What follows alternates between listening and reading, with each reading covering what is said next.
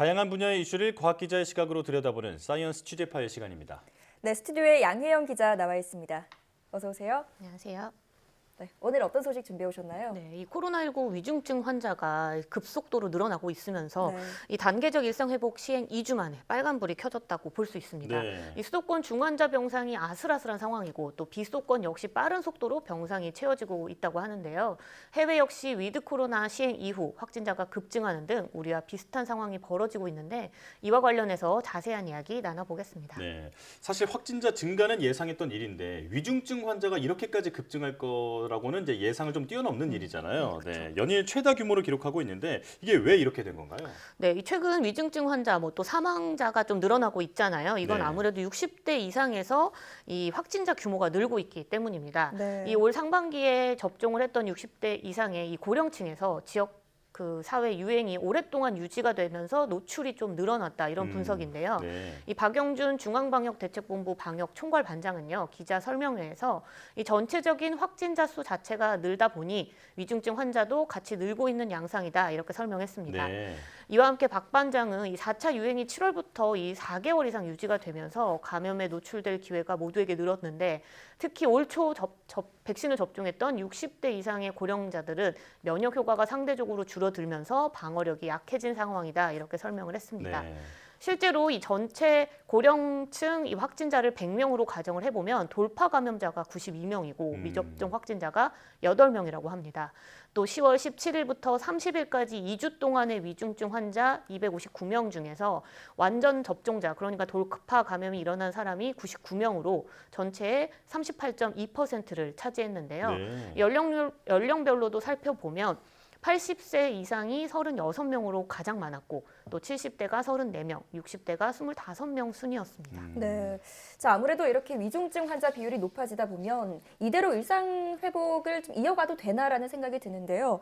그래서 방역 당국도 곧 일상 회복을 멈추는 비상계획의 기준을 조금 더 자세하게 마련을 해서 발표할 계획이죠. 네, 그렇습니다. 이 방역당국이 오는 18일이죠. 비상계획의 기준을 구체적으로 마련하겠다 이렇게 밝혔는데요. 네. 이 단계적 일상회복 1단계를 4주 동안 진행하기로 처음 시작할 때부터 이제 정해놓은 만큼 지금 당장 일상회복을 멈추지는 않고 일단 추이를 지켜보겠다 이런 겁니다. 예. 이번에 발표될 내용은요, 이 코로나19 위험도 평가 지표라고 하는데요. 이 원래 질병관리청이 비상계획의 핵심 지표로 중환자 병상 가동률을 꼽았잖아요. 네. 하지만 이 최근 병상 가동률이 높아지면서 확진자 규모, 또 양성률, 또 치명률 등 다양한 요소를 이 평가 항목에 포함시키겠다 이렇게 말했습니다. 그리고 또 이를 토대로 비상계획 발동을 검토하겠다 이렇게 덧붙였는데요. 방역당국의 설명 직접 들어보겠습니다. 그 단계적 일상 회복 그 방안을 발표할 때 이미 고지했듯이 비상계획의 이 판단 여부, 비상계획을 조치할 것인지의 판단 여부는 단순한 지표상의 문제만 가지고 검토할 문제가 아니라 종합적인 판단을 해서 결정할 것이라고 예고한 바 있고 그런 질병청의 위험도 평가를 근거로 해서 종합적인 상황 평가를 통해서 비상계획의 조치를 발동하게 될 것입니다.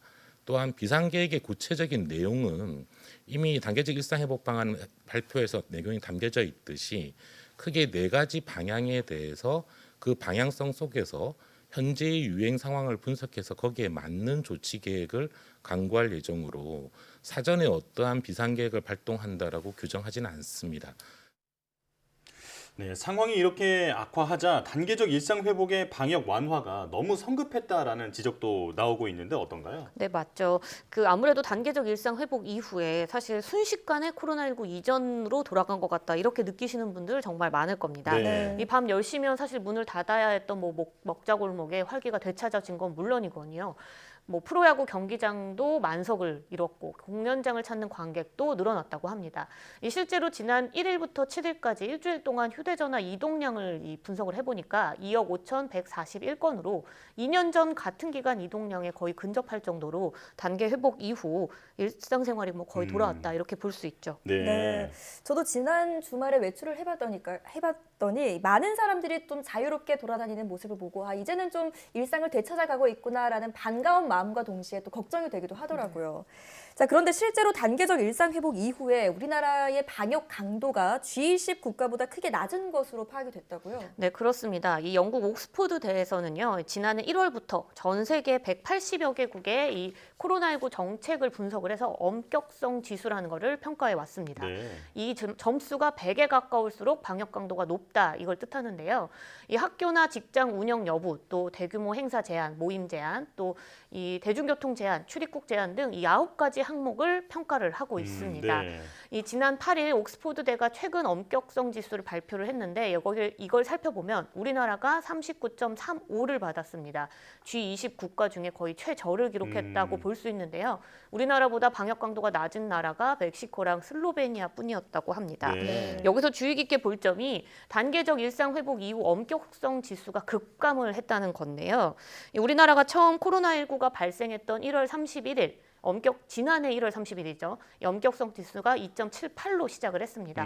거리두기를 처음 도입했던 지난해 3월 22일에 75.93까지 올라갔고 지난해 이 4월 1차 대유행의 정점이었던 4월은 82.41로 최고점을 기록했습니다. 예. 이후 2차 유행이었던 지난해 8월은 56.02, 또 3차 유행이었던 지난해 11월은 51.39였는데요. 네. 이 올해 4차 유행이었죠. 이 올해 8월은 50.93으로 이제 점수가 좀 많이 확연히 떨어졌고요.